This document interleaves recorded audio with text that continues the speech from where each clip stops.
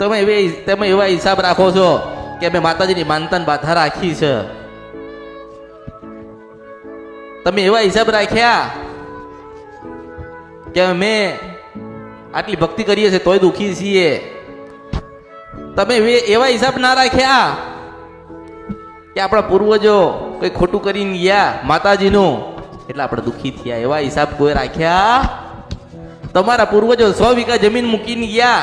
હવે કોની હતી તો ભગવાનને ખબર છે, પણ આજે તમે કદાચ જમીનના ધણી થઈને બેઠ્યા હોય ને તો તમારા વડીલો ભગવાનના ઘેર ગયા છે, માતાઓ નથી ગઈ.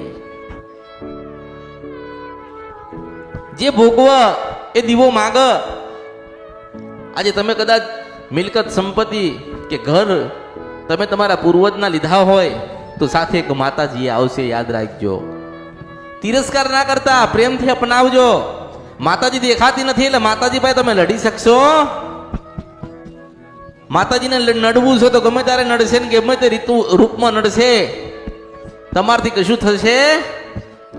મનમાં શ્રદ્ધા અને વિશ્વાસ અને ભાવ પેદા કરો અને મનમાં નક્કી કરો કે અમારા વડીલો અમારી કુળદેવી મૂકીને ગયા છે તો અમે ભક્તિ કરીશું.